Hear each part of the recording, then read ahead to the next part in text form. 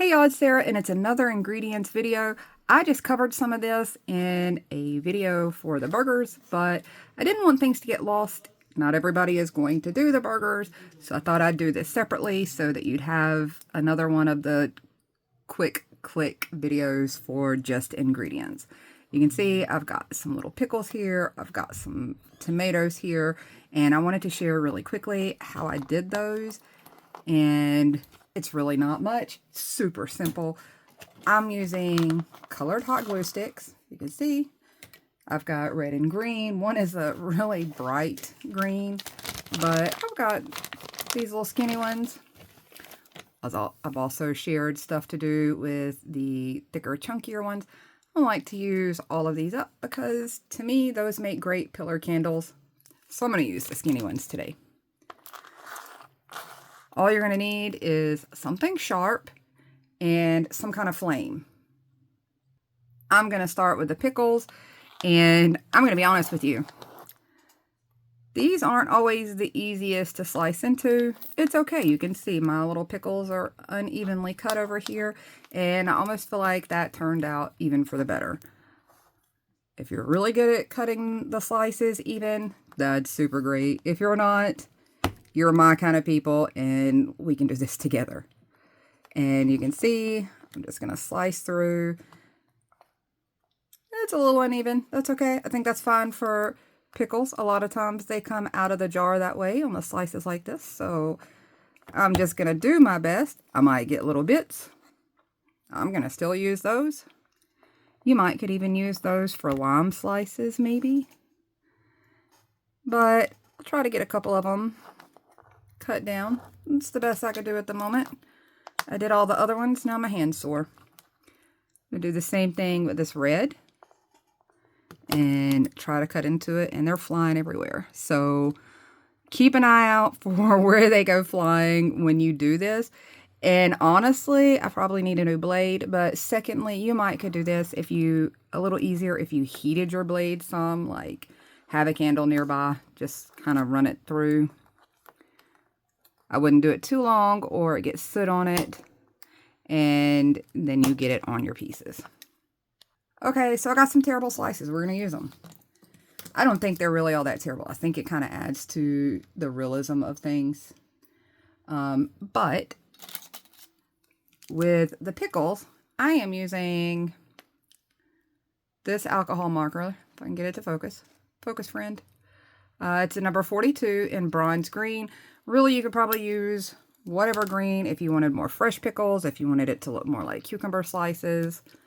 You could probably use any of your darker greens, just something darker than whatever your glue stick is. I'm going to come in and hit those edges in some kind of way. I thought about taking it even further and trying to get lines in it, or you know, the ridge marks that you get in pickles from the ridge lines of the cucumbers. But honestly, I realized that ink hits a little different in a lot of different spots as I go around the edge, so that works out. Pretty simple. I'm going to do the same thing to all my little green slices. And really just slide it around. On the spots that I didn't do super well, I'm not going to touch those with the marker. I think in its natural state, if they were cut this way, you wouldn't see any dark sides to those uneven cuts. So I think I might just leave it that way.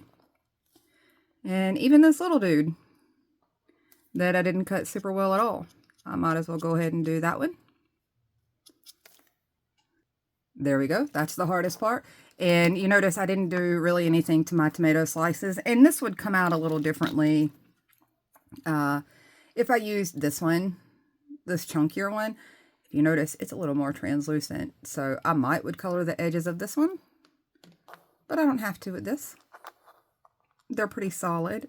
I don't know that if I colored them in, it would do really much good. So that one might be a little thick. I don't know. I feel like it's kind of thick. If I cut it in half, it'd probably make a perfect little half tomato, but I've got a pair of tweezers here, and you can see they've got some soot on them. And that is because I am taking my cute little cactus lighter friend, because that makes sense with, you know, peppermint cactus and all. That's my little friend. And I'm going to heat up a little lower, like a little down below that tip. The reason I'm doing it slightly down below is because that soot, that blackened soot, can get down into this melted part. You don't want to get it too hot depending on what type of glue stick you've got, because if it's a low melt glue stick, you'll melt right through it. So I don't know if you see, I'm just hitting down in there and moving it around. Ta-da! That's simple. I might have to clean the strings up here in a minute, where the little stringy part pulled off, like you can get with hot glue. And for the tomato, same thing, but I might need to heat it up again and get that metal warmed up one more time. And I'm just going to hit all on there. I might have should have had a second pair of tweezers just to hold this still for me. Let me grab something. Otherwise, I don't want to burn myself. Those little tweezers, that tip is still pretty warm. I'm just running that down across there, giving it some indentions. Nothing major. That's all I'm doing. But if you look at a glance, it definitely has that sliced, diced tomato look, or the kind of pickle look. And let's see if I can get this one to cooperate. And I'm not going all the way up to the edges on the tomato, because that's typically, tomatoes have the inner portion and then the slightly outer skin. So maybe you can see that.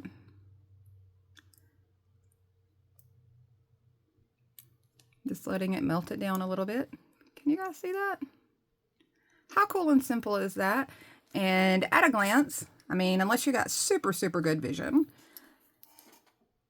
you're not really going to know once it's thrown into other things. I know.